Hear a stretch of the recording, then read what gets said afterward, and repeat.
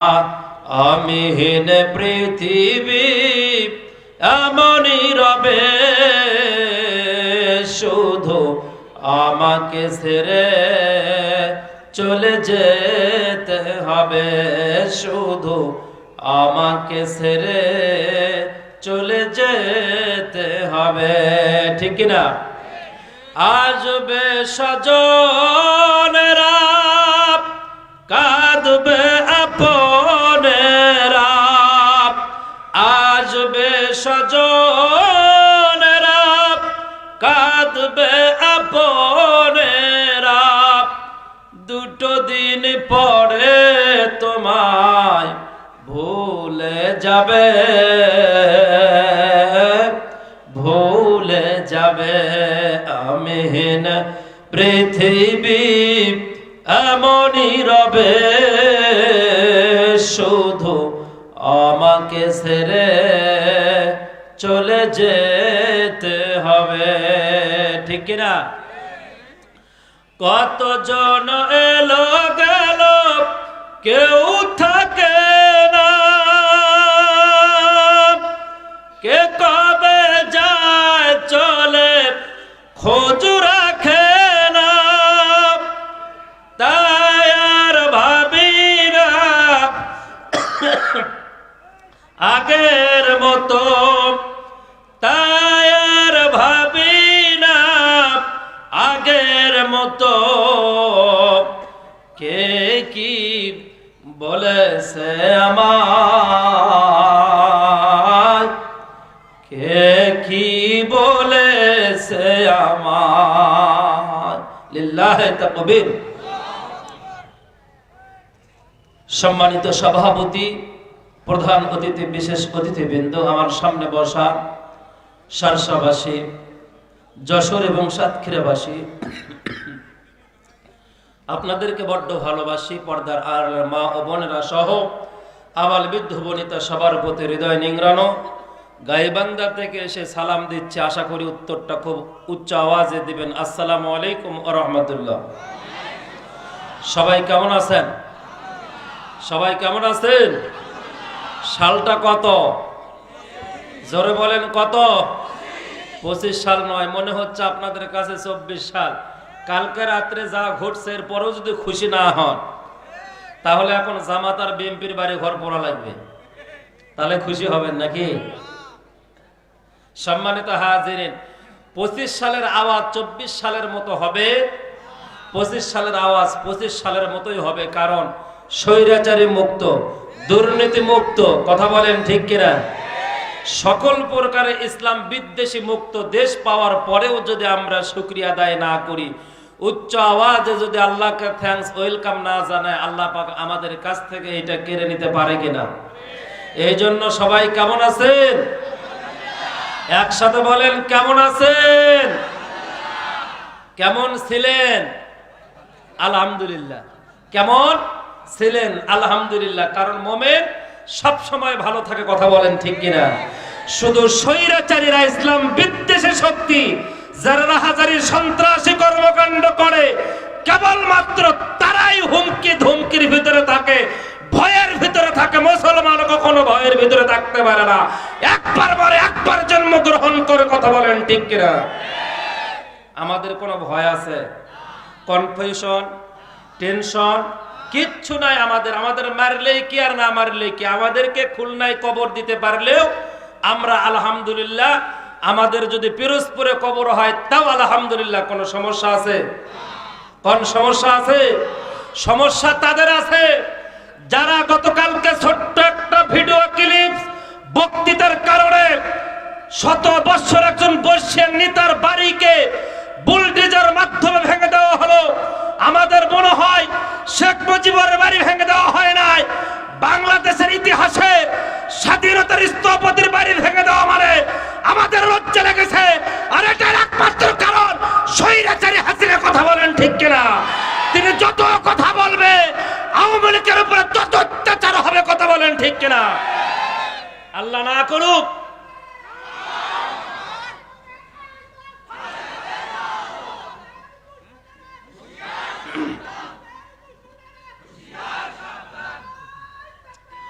সম্মানিত ভাইয়েরা আমার, আল্লাহ না করুক সৌদি আরব মানুষ মারা গেলে জানাজা হয়, মিশর, কুয়েত, কাতারে মানুষ মারা গেলে জানাজা হয়। এমন একটি দেশে বাড়ি দিয়েছেন যে দেশের মানুষের অধিকাংশ মুসলিম। আমাদের মনে হচ্ছে মুক্তির মায়ের অভিশাপের কারণে, আল্লামা সাইদের অভিশাপের কারণে, আবু সাইদের অভিশাপের কারণে ইন্ডিয়াতে পালাইছেন জানাজা ছাড়া। শ্মশানে আপনার লাশ পুরাবে, কতক্ষণ ঠিক কিনা? যদি আপনার নসিব ভালো হয়, তওবা করে আল্লাহর রাস্তায় ক্ষমা চেয়ে বাকিটা জীবন ভালোভাবে জীবন যাপন করেন। তা না হলে জানাজাবিহীন শ্মশানে আপনার লাশকে পুরে ছাড়বে মোদি। কথা বলেন ঠিক কিনা? আমাদের কিছুই করতে পারবেন না। ফেরাউনি কিছু করতে পারে নাই, নমরুদি কিছু করতে পারে না, আর আপনি কথা কন না কেন? কিছু করতে পারবেন? বিগত 15 বছর ছিলাম, 15 মাসও থাকতে পারেন না। ঘটনা কি? কোন বিএনপি জামাত শিবিরের তো আপনার বাড়ির দরজা ভাঙে নাই, শুধুমাত্র আপনি উস্কানি দিয়েছেন, যার কারণে ছাত্ররা সহ্য করতে পারে নাই। কথা বলেন ঠিক কিনা? ছাত্রদের লাশ পুরাইছেন, তারপরেও বলতে পারেন লাইফ হয়েছে লজ্জাহীন মহিলা। এই কথা মানুষ সহ্য করতে পারে না। কথা বলেন ঠিক কিনা? মায়ের কোলের শিশুকে মেরেছেন, অসংখ্য ছাত্রদের হাত পা চোখ আপনি কেড়ে নিয়েছেন। আপনি ভুল করে নাই, ভুল করেছে কি ফেরাউন? আমার ভাইয়েরা, 29 নম্বর পারা, 67 নম্বর সূরা, সূরাতুল মুলক, 30 আয়াত, 2টা রুকু রয়েছে। দ্বিতীয় নম্বর আয়াত তেলাওয়াত করেছে।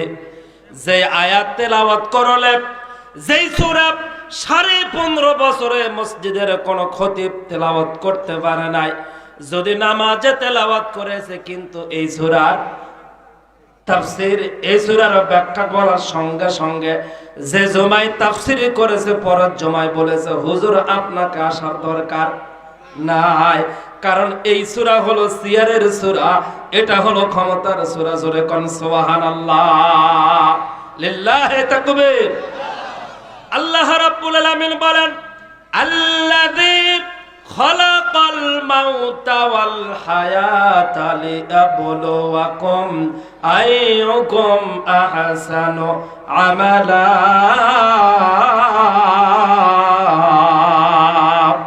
ওয়া হুয়াল আজিজুল গফুর।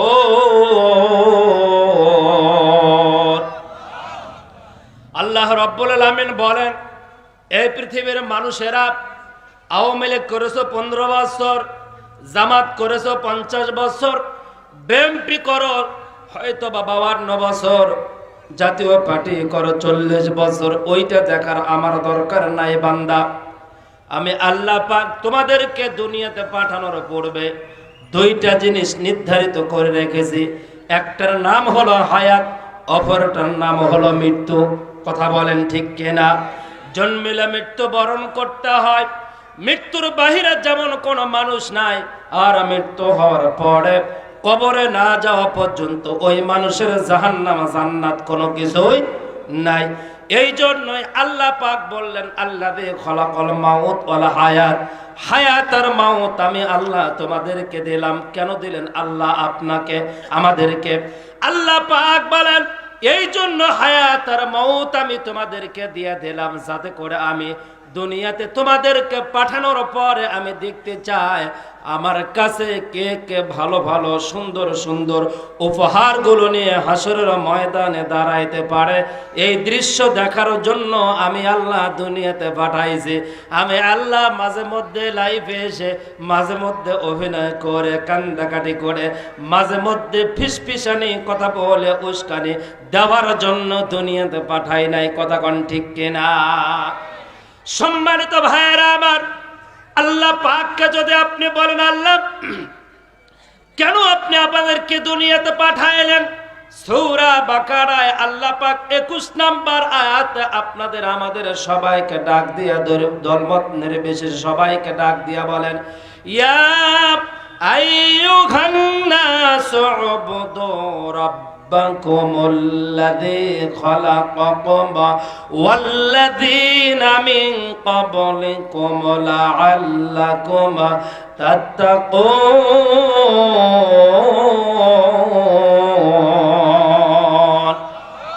এই সাইডের লোক বারবার বাম সাইডের লোক কথা বলে না, এই বাম সাইড নিয়ে আমার সমস্যা, আল্লাহরও সমস্যা বাম সাইড নিয়ে। বাম সাইডের লোক কথা বলেন না কেন? জোরে কোন আল্লাহু আকবার। এত তেলার লাগে কি জন্য আপনাদেরকে? আর আপনারা যারা দাঁড়িয়ে আছেন, বসার কি সিস্টেম নাই আপনাদের এলাকায়? আবার চায় দেখে না, ভাষা বোঝেন না কোনটা? বসেন। আল্লাহ পাক বলেন, ইয়া আইয়ুহান নাস প্লিজ লুক অ্যাট মি। এই মানুষ, এখানে মানুষ ছাড়া কোনো পশু আসছেন?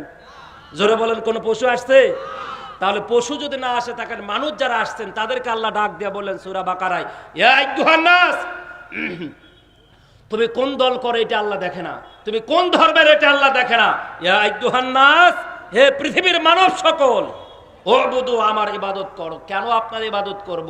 আল্লাহ পাক বললেন, খলাককুম, মোদিকে সৃষ্টি করেছে আমি, হাসিনাকেও সৃষ্টি করেছে আমি, ডোনাল্ড ট্রাম্পকেও সৃষ্টি করেছে আমি, সাইদিকেও সৃষ্টি করেছে আমি, জিয়াউর রহমান বঙ্গবন্ধুকেও সৃষ্টি করেছে আমি।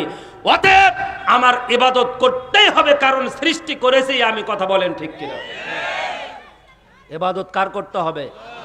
জোরে বলেন। আল্লাহ পাককে যদি আপনি বলেন, আল্লাহ আমি ধান লাগাই, আমি চাল, আমি গম, আমি সরিষা লাগাই, সবকিছু আমি লাগাই, এরপর আমি ব্যবসা বাণিজ্য করি, খামাখা আপনার ইবাদত করে আমার লাভ কি? আল্লাহ পাক বলেন, আমার ইবাদতের লাভটা হলো আমার নয়, তোমার। জোরে কোন সুবহানাল্লাহ। লাভটা কার? কার? আমার। একসাথে বলেন কার? আবার বলেন কার? আল্লাহ রাব্বুল আলামিন বলেন, খলাককুম, মানুষ সৃষ্টি করেছে আমি, লাআল্লাকুম তাত্তাকুন, এই মানুষদেরকে আমি আল্লাহ ইবাদতের মাধ্যমে, হুকুমের মাধ্যমে এই মানুষগুলোকে আমি আল্লাহ পাক লিটেন ক্লিয়ার ভালো মানুষ বানাইতে যায়। যেই ভালো মানুষগুলো নেতা হবে, মন্ত্রী হবে, এমপি হবে, চেয়ারম্যান হবে, বাড়ি থেকে খাবার টেনে টেনে অফিস আদালতে নিয়ে যাবে, কিন্তু পরের টাকার দিকে চাইবে না। কখনো এমপি মন্ত্রীর সাধারণ একজন পিএস 450 কোটি কেন 450 টাকার মালিকও হবে না। জোরে কোন সুবহানাল্লাহ। ইয়া আইয়ুহান নাস উবুদু রাব্বাকুমুল্লাযী খালাকাকুম ওয়াল্লাযীনা মিন ক্বাবলিকুম লাআল্লাকুম তাত্তাকুন। ইবাদত এই জন্যই করতে বললাম, আরে বেটা, ফেরেশতা আমার ইবাদত করার জন্য যথেষ্ট। বাইতুল মামুরে প্রতিদিন 70,000 ফেরেশতা ইবাদত যারা করে, একবার যারা ইবাদত করে বিদায় নিয়ে চলে যায় পিছুটান হয়ে, কিয়ামতের আগ পর্যন্ত বাইতুল মামুরে আর জায়গা পায় না। জোরে কোন সুবহানাল্লাহ। তোমার মতো রক্ত আর মাংস দিয়ে সাজানো, টয়লেট পেটে ভরা, নাপাক খাওয়া, হারাম খাওয়া, সুদ খাওয়া, ঘুষ খাওয়া, জমির আল ঠেলা, খাদ্যে ভেজাল দেওয়া মানুষের ইবাদত ছাড়া আল্লাহর চলবে? কথা বলেন না কেন? আল্লাহর চলবে, কিন্তু তারপরে ইবাদত করতে বললেন কেন? আল্লাহ পাক বলেন, এই জন্য ইবাদত করতে বললাম, যাতে করে সমাজের ভিতরে ভালো মানুষ আমি উপহার দিতে পারি। আরে ভালো মানুষ কখনো জমির আল ঠেলবে না, ভালো মানুষ কখনো খাদ্যে ভেজাল দিবে না। এই নামাজি আর টুপিওয়ালারা বিধবা ভাতা নেওয়ার সময় টাকা কখনো কাঠ দিয়ে টাকার বিনিময়ে কাঠ বিক্রি করবে না। মাতৃকালীন ভাতা দেওয়ার সময় কখনো টাকা দিয়ে এগুলো কাঠ বিক্রি হবে না। বয়স্ক ভাতার কাঠ দিবে সরকার ফ্রি, এলাকার মেম্বার আর চেয়ারম্যান কখনো বিক্রি করতে পারবে না। কথা বলেন ঠিক কিনা? খামাখা মানুষের উপরে মিথ্যা মামলা দিবে না। এই মানুষগুলোকে লিটেল ক্লিয়ার, পরিষ্কার পরিশুদ্ধ মানুষ উপহার দেওয়ার জন্য আমি আল্লাহ পাক বললেন, আমার ইবাদত কর। জোরে কোন সুবহানাল্লাহ। আল্লাহর যারা ইবাদত করেছে তাদের ঠিকানা আমি পেয়েছি, তারা কেমন মানুষ ছিল, তারা রাষ্ট্র কেমনে চালাইছে। ঠিকানা পাওয়া গেল সৌদি আরব। জোরে কোন সুবহানাল্লাহ। সৌদি আরব যায় ঘুরে আসে। সৌদি আরবের নাম হলো আমিরুল মুমিনিন হযরত ওমর রাদিয়াল্লাহু তাআলা আনহু দুনিয়া থেকে বিদায় নিয়ে চলে গেল। আহারে মুসলমান, আহারে মুসলমান, জামাত বিএনপি কে তুমি ভয় করো, ছাত্র শিবির ছাত্র দলকে ভয় করো, প্রফেসর ডক্টর ইউনূসের র‍্যাব পুলিশকে সেনাবাহিনী ভয় করো। তুমি কি একটা বার ভাবো না মৃত্যু থেকে তোমার কোনো রেহাই নাই? মৃত্যু হয়ে গেলে তোমার সাথে কেউ তো কবরে যাবে না রে। আমার ভাইয়েরা, আগামীকালকেই গ্রামে কোনো মানুষ যদি মারা যায়, কবরের পাশে দাঁড়ায়া দৃশ্যটা দেখবেন। টাকা হাসপাতাল পর্যন্ত যায়, আত্মীয় স্বজন কবর পর্যন্ত যায়। অবাজান মনোযোগ দেন, আহারে মনোযোগ দেন, 2টা মিনিট আমি কথা বলি আপনাদের সামনে। আত্মীয় স্বজন সবাই চলে যায়, পেছনে পড়ে থাকা জামাই ছেলে অথবা ভাস্তা যারা আত্মীয় স্বজন আছে, তারা গ্রামের যারা কবর খনন করে তাদেরকে বলে, ও চাচা আপনি যে যাচ্ছেন কোদালটা নিয়ে যান না কেন? কোদালটা নিয়ে যান, কোদালটার দাম মাত্র 200 টাকা। এই কোদালটা নেওয়ার জন্য আপনারা ভাতিজা বলে, আপনারা জামাই বলে, ও দাদা আপনি যাচ্ছেন বাড়িতে, কবরের পাশে একটা গামলা বা একটা ডালি দেখলাম, যেইটা দিয়া কবর থেকে মাটি উঠাইয়া রাখছিল খননের সময়, ওইটা রেখে গেলেন কেন? নিয়ে যান, কাজে লাগবে। কথা বলেন। হাইরে দুনিয়া, কি জন্য এই কামবদ কামগুলো করলেন? কি জন্য মিথ্যা মামলা দিলেন? কি জন্য আল্লামা সাঈদীকে মারলেন? কি জন্য কোরআন প্রেমিকদের কলেজায় দাও দাও করে আগুন জ্বালাইলে রে? আল্লামা সাঈদী যা বলেছিল, আল্লামা সাঈদী যা বলেছিল, মতিউর রহমান নিজামী সাহেব যা বলেছিল, তাদের কথাগুলো আজকে প্রমাণিত হয়ে গেল। আমার ভাইয়েরা, মুফতি আমিনী যা বলেছে তা আজকে বাংলাদেশে প্রমাণিত হয়ে যাচ্ছে। কোদালটাও 200 টাকা দামের ঘাড়ে করে নিয়ে যায়, সাঙ্গারি ডালিটাও নিয়ে যায়। গ্রামের যাদের গরু ছাগল আছে তারা কি করে? ছোট্ট একটা খাটিয়া, ওইটা আর একজনা হাতে করে নিয়ে যায়। আপনার কবরের উপরে শুধুমাত্র আতরের খালি বোতল আর গোলাপ জলের খালি বোতল, আর আপনি একা ছাড়া কবরের ভিতর উপরে আর কেউ নাই। কথা কোন ঠিক কিনা? হাইরা মানুষ একটা বার ভাবলেন না মালাকুল মউত ইন্ডিয়া চেনে, মালাকুল মউত কুয়েত কাতার সব দেশ চেনে, আমিরুল মুমিনিন সৌদি আরবে যখন তিনি মারা যায়, আমার ভাইরা আমিরুল মুমিনিন মারা যাওয়ার পরে গোসল দেওয়ার জন্য নেওয়া হয়েছে হাম্মাম খানায়। গোসল দিতে গিয়ে যারা গোসল দিচ্ছিল ওই লোকগুলো চিৎকার দিয়া গোসলখানা থেকে বের হয়ে চলে আসছে। আমার ভাইরা, আমার বন্ধুগণ, বাহিরে থাকা মানুষগুলো জিজ্ঞাসা করলো কি হয়েছে? গোসল দিতে গিয়ে আপনারা চিৎকার দিয়ে বের হলেন কেন? বলে আমাদের চোখে এমন দৃশ্য জিনিস দেখা গেল, আমরা যা দেখলাম এইটা মেনে নিতে পারি না, এইটা মেনে নেওয়া যায় না। প্রত্যেকটা পৃথিবীর প্রেসিডেন্ট আমিরুল মুমিনিনের শরীরের অবস্থা এমন কেমনে হলো, এই বিষয়টা তার পরিবারের সাথে আমরা কথা বলতে চাই। সম্মানিত যশোরবাসী, সারসাবাসী, পরিবারের আত্মীয় স্বজনের মধ্যে তাদেরকে ডাকা হলো। ডাকার পরে বলা হলো, আপনাদের আমিরুল মুমিনিন, আপনাদের অভিভাবক, তার বডির ভিতরে আমরা দেখতে পেলাম পেছনের সাইডটা, হাতের যে ডাবনা রয়েছে, বাহু রয়েছে, তার ভিতরে বড় বড় ক্ষত দাগ রয়েছে। চাবুক দিয়া মারলে চামড়া যেরকম আঘাত প্রাপ্ত হয়ে চামড়ার টিস্যুগুলো মারা যায়, রক্তগুলো পচে পচে যায়, এমন অবস্থা, এমন পরিস্থিতি দেখা যায় পিঠে এবং এই ডাবনার উপরে, বাহুর উপরে। পরিবারের মধ্য থেকে বাড়িতে দৌড় দিয়ে গিয়ে একটা ছোট্ট ডায়েরি নিয়ে এসে জনতার সামনে বলে দেওয়া হলো, উনি যখন পার্লামেন্টের কাজগুলো করতেন, দেশের কাজগুলো করতেন, করার পরে বাড়িতে আসতেন, আসার পরে একটা ডায়েরি, এই ডায়েরিতে ফজর থেকে নিয়ে ঘুমানোর আগ পর্যন্ত কোন সময় কখন কোন কাজটা করেছে লিখতো।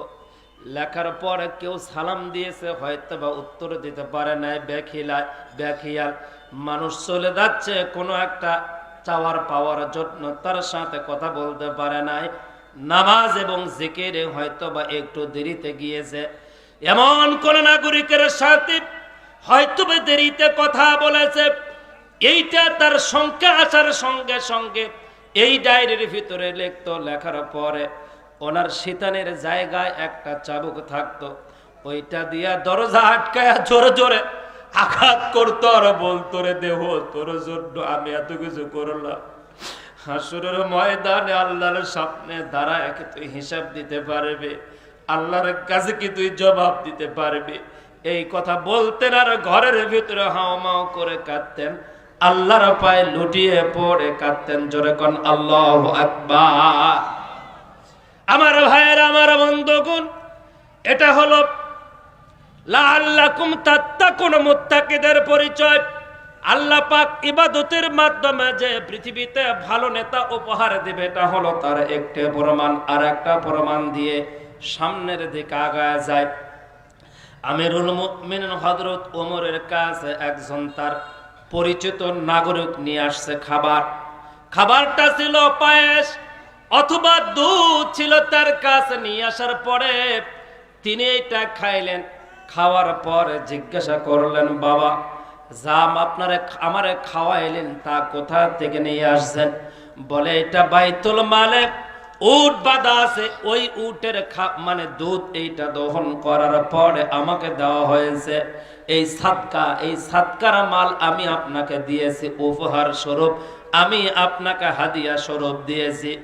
সম্মানিত ভাইয়েরা আমার, আমিরুল মুমিনিন এই কথা শোনার সঙ্গে সঙ্গে নিজের মুখের ভিতরে হাতটা ঢুকায় দিচ্ছে, মুখ আর চোখটা লাল বর্ণ হয়ে গেল। চোখ দিয়ে টপ টপ করে পানি আসে, নিঃশ্বাস বন্ধ হয়ে মনে হয় মারা যাবে। জিহ্বা বের হয়ে যায়, আ আ আ আ সাউন্ড আসে। লোকটা চাপিয়ে ধরে বলছে, হুজুর আপনি হাতটা বের করেন মরে যাবেন, আপনি হাতটা বের করেন মরে যাবেন। নিঃশ্বাস বন্ধ হচ্ছে, চোখ লাল হয়ে গিয়েছে, আপনি কথাও বলতে পারতেছেন না, মুখটাও লাল হয়ে গিয়েছে। আমিরুল মুমিনিন বলতেছে, বাবা একটু দাঁড়াও, আমি হাতটা বের করি। বের করার পরে বললেন, পানি নিয়ে আসো। পানি খাইলেন একেবারে গলা পর্যন্ত। খাওয়ার পরে আবার হাতটা ঢুকাইলেন। ঢুকানোর পরে পেটের ভেতরে যা ছিল তা সব বমন করে দিলেন। লোকটা বলল, হুজুর আমি উপহার দিলাম, আপনি বমন করে দিলেন। আমি গরিব মানুষ বিদায় আপনি মনে হয় আমার সাদকার মাল পছন্দ করেন নাই। আমিরুল মুমিনিন বলল, আপনি সাদকার মাল দিয়েছেন, এইটা আমি আমিরুল মুমিনিন আমার জন্য এইটা প্রযোজ্য নয়, এটা আমার জন্য খাওয়া শোভনীয় হবে না। হাসরের ময়দান কিয়ামতের দিনে আল্লাহ যদি বলে, ও আমিরুল মুমিনিন, ক্ষমতায় থাকা অবস্থায় আপনি সাদকার মালটা খেয়েছিলেন, এইটার জবাব আপনি আমার সামনে দিয়ে দেন। যেই দিন আল্লাহ পাক বলবে, ইকরা কিতাবাকা কাফা বিনাফসিকাল ইয়াওমা আলাইকা হাসিবা, ওই দিন কি জবাব দেব আমি আমার আল্লাহর সামনে দাঁড়িয়ে? ওই ভয়ে আমি হাতটা ঢোকায়া দিয়া শরীর মানে আমার দেহের ভিতরে থেকে দুধগুলো বমন করে ফালিয়ে দেওয়ার জন্য চেষ্টা করলাম। জোরে বলেন না আল্লাহু আকবার। সম্মানিত হাজিরিন ইকরাম, আমিরুল মুমিনিন হযরত উমরের মওত আল্লাহকে যারা ভয় করবে, হযরত উমরের মওত সাধারণ এক পেয়ালা দুধ যারা বমন করবে, ভুল হয়ে যাওয়ার কারণে যাদের বডিতে যারা নিস্তরবারে দ্বারা আঘাত করবে, যারা নিজের ডায়েরিতে জীবনের ভুলগুলো লিখে লিখে নিজের শরীরকে কষ্ট দেবে, এমন নেতা যদি বাংলাদেশে আসতো, আল্লাহর কসম করে বলে সামনের দিনে বাংলাদেশ বালুয়ার খোয়া দিয়ে রোডগুলো পাকা করার প্রয়োজন নাই। মনে হয় পিতল আর সীসা ঢেলে আমাদের রাস্তাগুলো করলেও আমাদের দেশের টাকা তারপর শর্ট পড়তো না। কথা বলেন ঠিক কিনা? কথা বলেন ঠিক কিনা? এতিমখানাগুলো চাতক পাখির মতো চেয়ে থাকে মাদ্রাসার মুহতামিম এবং এতিম ছাত্রগুলো। প্রাইমারি স্কুলের বেতন 365 দিনের ভিতরে 200 দিন ক্লাস করে না, কোরআন নাই হাদিস নাই, তারপর তারা রেগুলার বেতন পাচ্ছে। কথা বলেন ঠিক কিনা? হাই স্কুলের বেতন আছে, বিল্ডিং আছে, এরপরে কলেজের বিল্ডিং আছে, বেতন আছে, কলেজে কোরআন নাই, হাই স্কুলে কোরআন নাই, প্রাইমারিতে কোরআন নাই।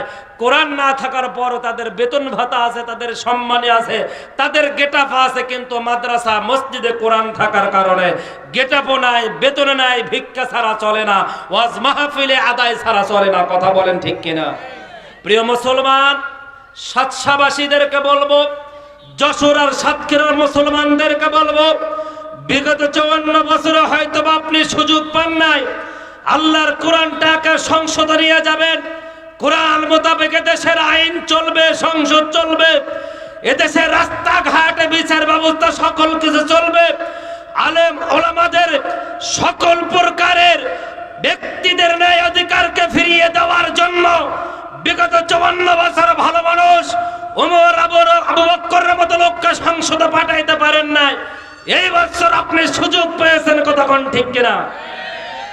এই সুযোগ যদি মসজিদের খতিব, ইমাম, মুয়াজ্জিম, কাজী লাগান, এই সুযোগ যদি মাদ্রাসার মুহতামিম এবং হাফেজে কোরআনরা কাজে না লাগান, এই সুযোগ যদি পীর সাহেবের মুরিদ আর পীর সাহেবরা কাজে না লাগান, এই সুযোগ যদি বাংলাদেশের 95% মুসলমান কাজে না লাগান, কিয়ামতের দিনে দাড়ি থাকা পরেও, টুপি থাকা পরেও, জুব্বা গায়ে দেওয়া পরেও, আপনি হজ করার পরেও আব্দুল্লাহ বিন উবাইয়ের সাথে আপনাকে জাহান্নামে যেতে হবে, হাসরের ময়দানে দাঁড়াইতে হবে। কথা বলেন ঠিক কিনা? 54 বছর পরেও আপনি সুযোগ পেয়েছেন আল্লাহর কোরআনকে সংসদে নেওয়ার জন্য। আপনার ডান হাত দিয়ে সিল মারবেন, সামনের দিন কোরআনের দিন কোরআনের পক্ষে কারা কারা সিল দিয়ে ভোট দিয়ে আল্লাহর কোরআনকে সংসদে নেবেন। আল্লাহর কোরআনকে সাক্ষী রেখে আপনারা আজকে হাত তুলে আল্লাহকে দেখা।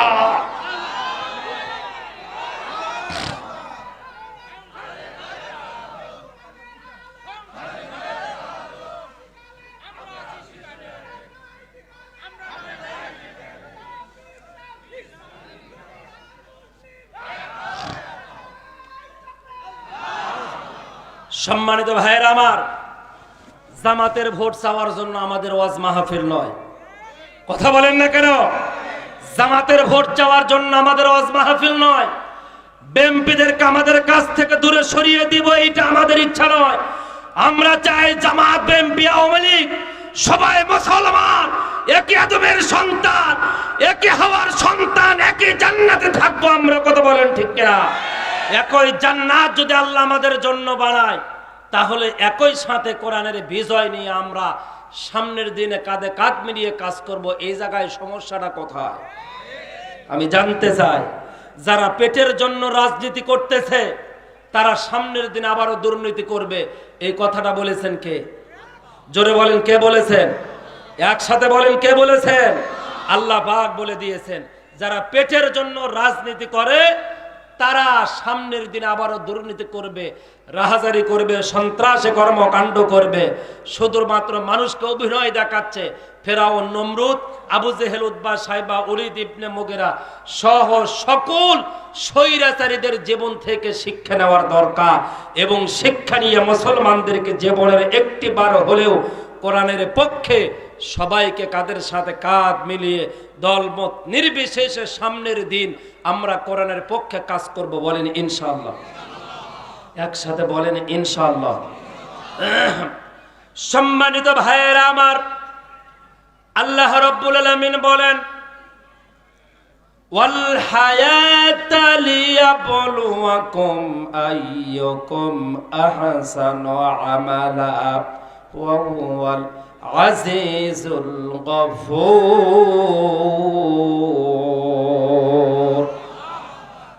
আমি আল্লাহ পাক দেখতে চাই তোমার জীবনের হায়াত যা আমি তোমাকে দিয়েছি, তোমার হায়াত যদি 70 বছর হয়, সময় পাবা 6,13,232 ঘন্টা সময়।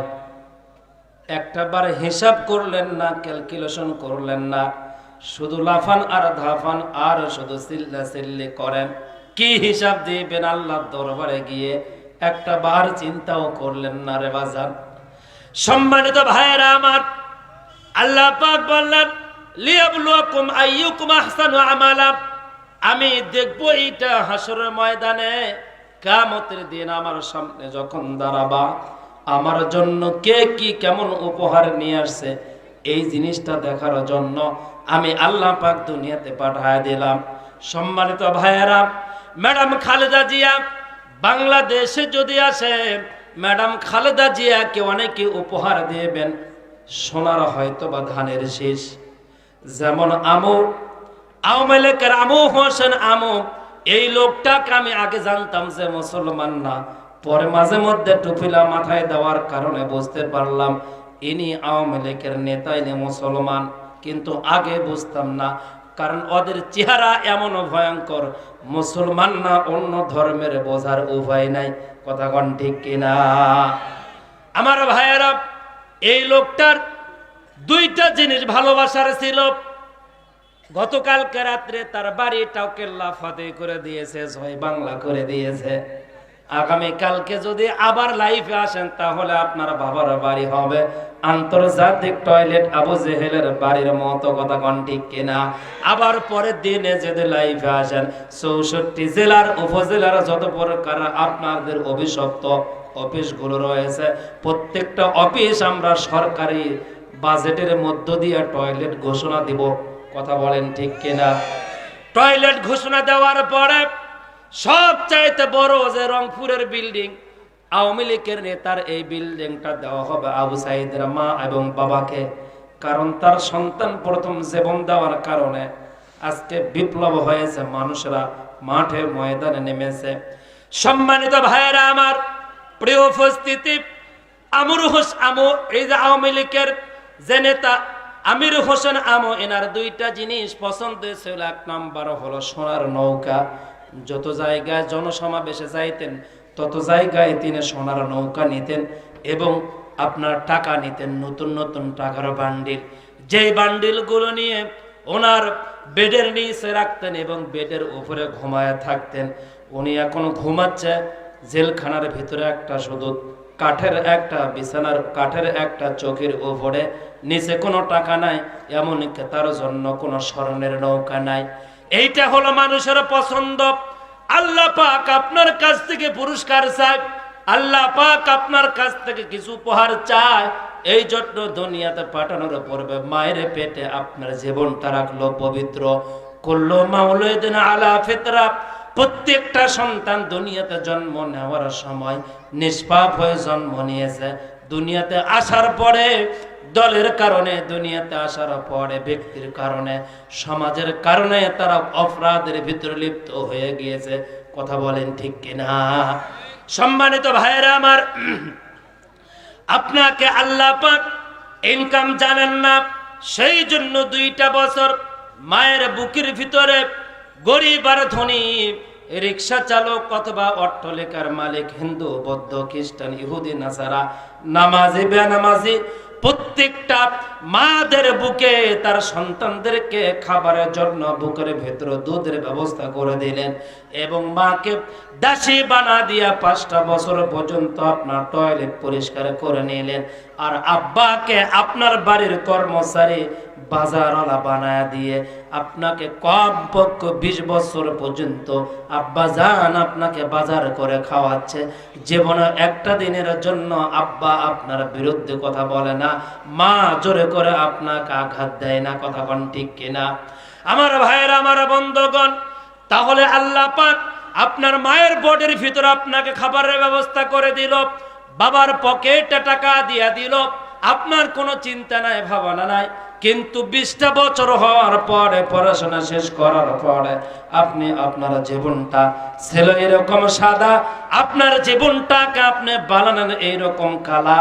একটা বারের জন্য সবাই তাকায় দেখেন, আপনি জন্মের পরে আপনার বডিতে কোনো জায়গা খুঁজছিল না, কোনো জায়গায় কোনোভাবে একটা সামান্যতম ফুলের টুকরাও লাগে নাই, কিন্তু আপনার 20 বছর পরে বোঝার বয়স হয়েছে, চলার বয়স হয়েছে, ভাবার বয়স হয়েছে, এরপর আপনার জীবনটা আপনি করলেন কালা।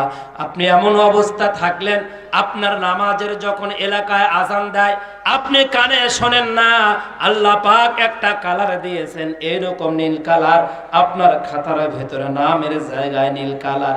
এরপরে আপনি সুদের উপরে টাকা লাগান, সুদ খান, আপনার নামের পরে আল্লাহ পাক রেড লাল কালার দিয়েছেন। এরপরে নিচের দিকে আপনি খান ঘুষ, আপনার নামের পাশে দেওয়া হয়েছে হলুদ রেড অ্যালার্ট। এরপরে আপনার নামের পিছনে আপনি এলাকার ভেতরে জমির আল ঠেলেন, এরপরে আপনার নামের নিচে দেওয়া আছে বেগুনি কালার, আপনার নাম লেখা হয়েছে। এরপরে আপনার নামের পেছনে দেওয়া আছে নীল কালার। এরকম বাহারি রকমের কালার দিয়ে আপনার জীবনের 70টা বছর পূর্ণ করলেন। ও মুসলমান, আল্লাহ পাক যখন বলবে ইকরা কিতাবাকা কাফা বিনাফসিকা আল-ইয়াওমা আলাইকা হাসিবা, বান্দা আজকে তুমি তোমার জীবনের হিসাবটা দিয়ে যাও। বান্দা তুমি তোমার জীবনের আজকে সমস্ত প্রকারের কর্মকাণ্ড বলে যাও। তখন আপনি আপনার হায়াতের যে চিত্র এই কিতাবটা বের করবেন আর ভাববেন, আহারে সুদ খাইছে লাল কালার, এরপরে ঘুষ খাইছে হলুদ কালার, জমির আল ঠেলেছে বেগুনি কালার। ইসলামের জন্য, দ্বীনের জন্য সুযোগ এসেছিল ইসলাম কায়েম করা, ইসলাম পন্থীদেরকে ভোট দেই না, মিথ্যা তহমত দিয়ে তাদের বিরুদ্ধে কথা বলেছি, আল্লাহ পাক ক্রোধ চেতন দিয়েছিল। এইটা তো আমার জীবনের শুরুতে ছিল না, 20 বছর পূর্বে ছিল না। ওই সময় আল্লাহ না খেয়ে মারলো না। 20 বছর পরে 50টা বছর আল্লাহ আপনাকে খাদ্য দিয়ে লালন পালন করলো। তারপরে আল্লাহ পাক বলবে, বান্দা দেখ তো তোর জীবনের এমন কোন অপরাধ আছে নাকি বাকি, এমন কোন অপরাধ করিস না, এইরকম কোন কিছুকে আছে? তখন বান্দা বলবে, আল্লাহ এমন কোন জায়গা নাই যে জায়গায় আমি যাই নাই, এমন কোন জায়গা নাই যে জায়গা ঠিকানা আমার খাতায় আমার আমল নামায় লেখা না। আমার ভাইয়েরা, ওই সময় আল্লাহ কেমন ভালোবাসেন আপনাকে আমাকে, বান্দাকে ডাক দিবে, পর্দার আড়ালে ডাক দিয়া বলবে, বান্দা একটা পর্দা চালু করবে, চালু করে বলবে, বান্দা গোপন একটা দৃশ্য আছে, গোপন একটা ফুটেজ আছে যেটা আমি তোমাকে দেখাই নাই। বান্দা ওই সময় আল্লাহ রিমোট চালু করে গোপন ফুটেজটা দেখায় দিবে। বান্দা দেখার সঙ্গে সঙ্গে চিৎকার দিয়া বলবে, আল্লাহ খাতায় লেখা নাই, কিন্তু এই জায়গায় ফুটেজ, এইটাই তো আমি, আমাকে দেখা যাচ্ছে আল্লাহ, এইটাই তো আমি। এখন বর্তমান যেমন বিভিন্ন এলাকায়, এখন বর্তমান যেমন টুপি মাথায় দিয়া গতকালকে নাটোরে একজন ফেন্সিডিল নিয়ে ধরা পড়েছে, বলতেছে জামাতের কর্মী। টুপি মাথায় দিলেই যদি জামাতের কর্মী হয়, তাহলে অনেক আওয়ামী লীগের নেতারাও তো এক সময় টুপি মাথায় দিয়েছে, তাহলে দর্শকের বাবাও তো আমাদের বাংলাদেশের জামাতের আমির হওয়ার কথা ছিল। কথা কোন ঠিক কিনা? চ্যালেঞ্জ করে বলবো, যারা প্রকৃত পক্ষে ইসলামী দল করে, যারা আল্লাহ দ্বীনকে ভালোবাসে, চ্যালেঞ্জ করে বলবো, তারা যে কোনো দল করতে পারে, কিন্তু তাদের সাথে চোর, ডাকাত, সন্ত্রাস, রাহাজানি, সুদ, ঘুষ, জিনা, ব্যভিচারের সাথে কোনো সম্পর্ক নাই। কথা বলেন ঠিক কিনা? সম্মানিত ভাইয়েরা আমার, আজকে যারা ছাত্র শিবির নিয়ে কথা বলে, গত বছর কুষ্টিয়া ইসলাম ইউনিভার্সিটির পেছনে দিনের বেলা একটা ওয়াজ করার কারণে আমি বলেছিলাম, শুধু বাংলাদেশ শিবির এমন একটি দল যে দলের কোন ছাত্র শিবিরের ভাইয়েরা মেয়েদেরকে প্রাইভেট পর্যন্ত পড়াইতে পারে না। কথা বলেন ঠিক কিনা? শিবিরের চরিত্র ফুলের মতো পবিত্র, এতটুকু বলার কারণে আমাকে হাদিয়া ছাড়া সেখান থেকে তাড়ায় দেওয়া হয়েছে। আজকে তাদের খোঁজ পাওয়া যাচ্ছে না। কথা বলেন ঠিক কিনা? শিবির সাধারণ কোনো বিষয় না, পড়াশোনা করতে হয়, নামাজ পড়তে হয়, বাবা মার খাদমত করতে হয়, এলাকার মেধাবী ছাত্রদের সাথে সুসম্পর্ক রাখতে হয়, সবচেয়ে জারি করতে হয়। শিবিরের চরিত্র ফুলের মতো পবিত্র। চ্যালেঞ্জ করবো, বাংলাদেশের 64 জেলার একটি থানায় অথবা একটি জেলখানায় ছাত্র শিবির টেন্ডারবাজি করে জিনা, ব্যভিচার, সুদ, ঘুষ করে ফেন্সিডিলের ব্যবসা করে ধরা পড়েছে। বাংলাদেশের 54 বছর ইতিহাস এমন পাবেন না, কতক্ষণ ঠিক কিনা? তাই মনে করি প্রত্যেকটা মা, প্রত্যেকটা বাবাকে ছেলে সন্তানকে শিবির, মেয়ে সন্তানদেরকে ছাত্রী সংস্থায় ঢুকিয়ে দাও। তা না হলে ওই যে নগার একটা মেয়ে 11 বছরে ঢাকায় চলে গেল, মাকে হাসপাতালে রেখে টিকটকারের সাথে পালায় গিয়েছিল, এমন সন্তান ঘরে ঘরে জন্ম নেবে। ছাত্রী সংস্থা এবং ছাত্র শিবিরকে যদি আপনারা ঘৃণা করেন, কথা বলেন ঠিক কিনা? কথা কয় না কেন? এমন অবস্থা বাংলাদেশের সঠিক চিত্র। এটা আমার বাবার কোনো দল নয়, মায়ের কোনো দল নয়, এ দল বাংলাদেশে আছে। আমরা গর্বিত, কথা বলেন ঠিক কিনা? আমরা গর্বিত। এ দল থাকবে ইলা ইয়াউমিল আখিরা, কিয়ামত পর্যন্ত। কারণ গুমুরটা আজকে ফাঁস করে দেই। আপনাদের কষ্ট হচ্ছে নাকি? গুমুরটা ফাঁস করে দিব। এ দল যে থাকবে, আপনি কষ্ট পাইছেন? মন খারাপ যে আপনার? শোনেন, এরা থাকবে যে কিয়ামত পর্যন্ত। যদি একটি জিনিস ধরে রাখে তাহলে এরা থাকবে, আর একটি জিনিস যদি তারা ছেড়ে দেয় মুহূর্তের ভেতরে ধ্বংস হয়ে যাবে। সেটা কি বলবো? এই গুমরটা আমি ফাঁস করে দিই। যারা যারা শুনবেন তারা তারা দুইটা হাত তোলেন তো দেখি। লিল্লাহে তাকবীর, লিল্লাহে তাকবীর, হাত নামান। এই গুমরটা আমি ফাঁস করে দিই। ছাত্র শিবির যে জমিনে থাকবে ইলা ইয়াউমিল আখিরা, কিয়ামত পর্যন্ত। কেন, কি কারণে থাকবে তার একটা গুমর ফাঁস করে দিচ্ছি। তার কারণ, ছাত্র শিবির ময়দানে যখন নামে, ছাত্র শিবির যখন রাস্তায় নামে, পুলিশ থাক, র্যাব থাক, সেনাবাহিনী থাক, সর্বপ্রথম যখন তারা স্লোগান দেয় তখন কিসের স্লোগান দেয়? জোরে বলেন। আরে লিল্লাহে তাকবীর, লিল্লাহে তাকবীর। এই স্লোগান যখন দেয়, এই স্লোগান দেওয়ার সঙ্গে সঙ্গে তাদের শরীরে যদি ওজন থাকে 50 কেজি, আল্লাহ পাক বানায় দেয় ওজনটা 150 কেজি। হযরত আলীর সম্বন্ধে আল্লামা সাঈদী একটা ওয়াজ করেছিল না, যে আপনি কপাট নিয়ে যুদ্ধ করলেন কেমন, এত ওজন ছিল। পরবর্তীতে বলা হইল আপনি কপাটটা আলোক করেন। হযরত আলীর প্রত্যেকটা শরীরে লঙ্কপ থেকে কি বের হলো, ঘাম বের হলো, কিন্তু আলগা করা সম্ভব।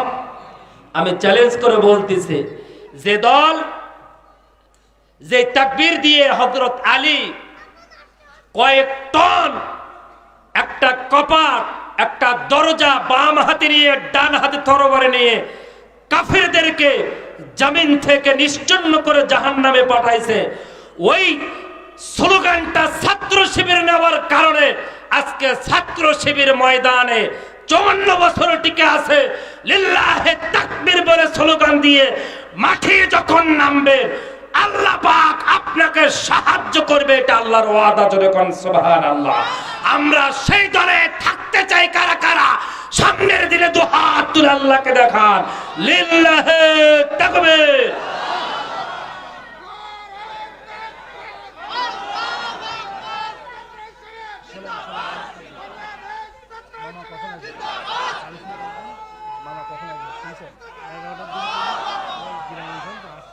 কষ্ট হচ্ছে নাকি?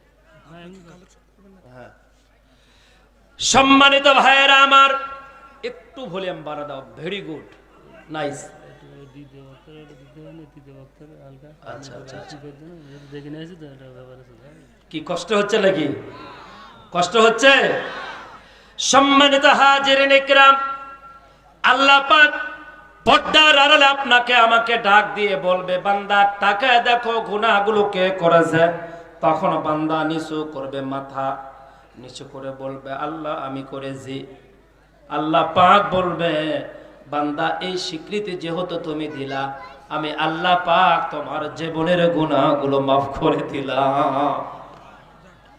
আল্লাহ রাব্বুল আলামিন বলেন, লা তাকুনাতু মির রাহমাতিল্লাহ ইন্নাল্লাহা ইয়াগফিরুয যুনুবা জামিআ ইন্নাহু হুয়াল গফুরুর রহিম। আমি তোমার জীবনের গুনাহগুলো মাফ করে দিলাম। এবার বান্দা প্রশ্ন করবে, আল্লাহ আপনি এত গুনাহ মাফ করে দিলেন, কিন্তু এই গুনাহটা কেন আপনি গোপনে আমারে ফুটেজটা ধরায়া দিলেন? কারণটা কি? জনগণের সামনে আপনি কেন দেখাইলেন না?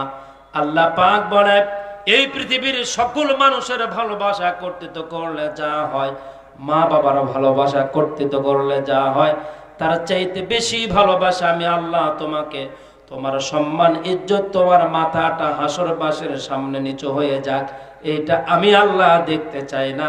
যার কারণে আমি আল্লাহ পাক তোরে ক্ষমা করে দিলাম গোপনে, এবং এই গুনাহটা দেখা দিলাম আমি তোর গোপনে। জোরে কোন আল্লাহু আকবার।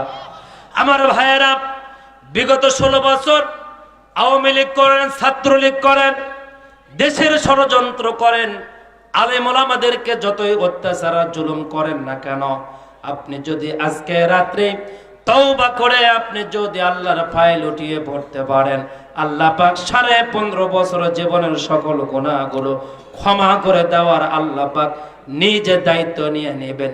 আল্লাহ পাক নিজেই আপনাকে ক্ষমা করে দিয়ে জান্নাতের মেহমান বানায় দিবে। জোরে কোন আল্লাহু আকবার। আমার ভাইয়েরা, আল্লাহ রাব্বুল আলামিনের হাবিব মেরাজের রাত্রে আল্লাহ পাকের সাথে যে দিদার হয়েছিল, আল্লাহ পাকের সাথে যে সাক্ষাৎ হয়েছিল, আল্লাহ রাব্বুল আলামিন 14টা যে তাকে সবক দিয়েছেন, 14টা যে আল্লাহ পাক তাকে শিক্ষা দিয়েছেন দুনিয়ার মানুষের জন্য, তার ভিতরে একটা রয়েছে আল্লাহ পাক বলেন, ওয়াকাদা রাব্বুকা আল্লা তা'বুদু ইল্লা ইয়্যাহু ওয়া বিল ওয়ালিদাইনি ইহসানা। বান্দা আমার ইবাদতের পরে, আমার হুকুমের পরে, আমার পার্লামেন্ট থেকে তোমাদের জন্য নোটিশ জারি হয়ে গেল, আজ থেকে নিয়ে কিয়ামত পর্যন্ত বেঁচে থাকবা যতদিন আমার এই আইন চলবে, প্রত্যেকটা পরিবারে ততদিন শান্তিতে থাকতে চাইলে, সুখে থাকতে চাইলে, সম্মানিত হতে চাইলে যে আমলটা তোমাদেরকে করতে হবে, ওইটার নাম হলো তোমার বাড়িতে 2টা মানুষ যারা আছে, ওইটা হলো তোমার বাবা এবং তোমার মা। এই 2টা মানুষের খেজমত করতে হবে, এই 2টা মানুষের ইজ্জত আর সম্মান দেখাইতে হবে। এই 2টা মানুষকে সম্মান ইজ্জত দিবে যারা, পৃথিবীতে প্রতিষ্ঠিত হবে তারা, আখিরাতে আল্লাহর ক্ষমা পাবে তারা। জোরে কোন সুবহানাল্লাহ।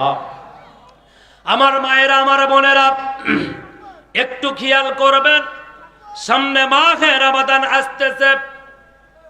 এই মাসের শিক্ষা হলো নবীজি বেশি বেশি দোয়া পড়তেন, আর 7টা শিক্ষা রয়েছে, তার ভিতরে নফল রোজা রাখা এবং নফল নামাজ বেশি বেশি আদায় করা। গত বছর যাদের কাজা রোজা রয়েছে, ওই সমস্ত মা বোনদেরকে বলবো আগে আদায় করবেন কাজা, তারপরে শুরু করবেন আদা। কাজা আদায় না করে ফরজ রোজার চিন্তা ভাবনা আগেই করবেন না, আগে কাজা আদায় করতে হবে, তারপরে রমাদানে রোজা রাখা শুরু করতে হবে। কাজার আগে আদা নয়, অতএব এখন থেকে আপনাকে শুরু করতে হবে। সম্মানিত ভাইয়েরা আমার, আল্লাহ রাব্বুল আলামিন নোটিশ জারি করে দিয়ে দিলেন সন্তানদের জন্য। পিতা মাতা মেসির খেলা দেখেছেন, কিন্তু মেসির জীবনের সফলতা হয়তো বা আপনি জানেন না। মেসি বলেছে, আমার মা, আমি যখন খেলাধুলা করতে যাইতাম, আমি যখন খেলাধুলা করার জন্য যাচ্ছিলাম, আমার মা কখনো পেগোটায় যায়, আমার মা কখনো গির্জায় যায়, আমার মা কখনো মন্দিরে যায়, গিয়ে গিয়ে আমার সফলতার জন্য দোয়া করে। কাবার ইমাম তিনিও বললেন, আমার মা আমার জন্য বরদোয়া করার কারণে আমি কাবার ইমাম হয়ে আজকে বিশ্ববাসীর কাছে আলোচিত হয়েছি। জোরে কন্না আল্লাহু আকবার। সম্মানিত ভাইয়েরা আমার মামা গোলাম রব্বানী সাহেব সারা বিশ্বময় যে আলোচিত হয়েছে, কোরআনের ময়দানে যার অবদান, আজ পর্যন্ত মামা এখনো বাড়িতে গেলে ছোট্ট মানুষের মতো তার আম্মাকে বলে, মা আপনি ডান পকেটে আমারে ফু দিয়ে দেন, বাম পকেটে বাবা আপনি ফু দিয়ে দেন। বাবা ডান পকেটে, মা বাম পকেটে ফু দেওয়ার পরে বাবা মা জিজ্ঞাসা করে, বাবা কেন বললি এই কাজটা করে নিলি? তখন তিনি বলে, বেঁচে থাকবো যতদিন এই পকেট ততদিন থাকবে আমার গরম। আল্লাহ পাক আমার এই দুনিয়াতে যেন এই পকেটের টাকা দ্বীনের কাজ, ইসলামের কাজ করার সুযোগ দিয়ে দেয়। অর্থহীন যেন মৃত্যুর আগ পর্যন্ত না করে। মা আপনারা দুজন হলো আমার বিশ্ব ব্যাংক। আপনাদের ভুর কারণে আল্লাহ পাক আমার দ্বীনের খেদমত করার জন্য যত অর্থ লাগে আল্লাহ পাক আমারে দিয়ে দিবে। জোরে কন্না আল্লাহু আকবার। আমার ভাইয়েরা, আমার বন্ধুগণ, মা বাবার দোয়াতে সফল হওয়া যায়। মা বাবার দোয়াতে ধ্বংস হয়েছে এমন ইতিহাস রয়েছে। বাংলাদেশের ঢাকার পাশে একটি জেলা, সন্তান নাম হলো আব্দুল মোমেন। মাত্র 4-5 মিনিট বলে বিদায় নিয়ে চলে যাব। আব্দুল মোমেন এসএসসি পাস করার পরে তিনি ঢাকা শহরে এসে লেখাপড়া করতেছে ইন্টারমিডিয়েটে। বন্ধুরা পরামর্শ দিয়েছে, বন্ধু 2 লাখ টাকা শেয়ার বাজারের ব্যবসা, 4-5 বছরে কোটিপতি হয়ে যাবা। পড়াশোনা করে চাকরি পাওয়া যায় না। মা বাবার কাছে পত্র লেখে 2 লাখ টাকা 3-4 মাসের ভিতরে ম্যানেজ করে যখন দিয়া দিল, সন্তান মায়ের সাথে যোগাযোগ নাই, বাবার সাথে তেমন যোগাযোগ নাই। যোগাযোগবিহীন সন্তান চলতেছে। 6টা বছর পরে বাবা রওনা দিল ঢাকায়। সন্তানের কাছ থেকে 50,000 টাকা নেওয়ার জন্য গিয়েছে। ঢাকায় 3 তলা ফ্ল্যাটে উঠলো। কলিং বেল বাজাইলো। একজন মহিলা দরজা খুলে দিল। দরজা খোলার পরে আব্দুল মোমেনের বাবা, জীর্ণ শীর্ণ চেহারা, কাপড়গুলো ময়লা, বলতেছে, মা আমি আব্দুল মোমেনের আব্বা। মোমেনকে ডাকো মা, তার বা হাসপাতালে ভর্তি হয়ে আছে। মা মোমেনকে ডাকো, টাকা লাগবে 50,000। এই মহিলা বলতেছে, মোমেন না কমুক, এই জায়গায় কেউ থাকে না, মোমেনকে আমি চিনি না। এত সকালবেলা ঘুমের কেন ডিস্টার্ব করলেন? তাড়াতাড়ি এখান থেকে বের হয়ে যান, আপনার এখানে কোনো সময় দেওয়ার দরকার নাই। সম্মানিত ভাইরা আমার, বাবা ওই সময় লক্ষ্য করলেন দরজা খুললে কিন্তু দরজার পাল্লার চৌকাঠ পৃথক হয়ে গেলে মাঝখানের ছিদ্র দিয়া ঘরের দৃশ্য দেখা যায়। ঘরের ভেতর আব্দুল মোমেনের আব্বা দেখলেন তার পুত্রবধূ এবং তার সন্তানের একটা অ্যাটাচড করা ছবি। ছবিটা দেখে চোখের পানি মুছতে মুছতে চলে গেল বাস স্ট্যান্ডে।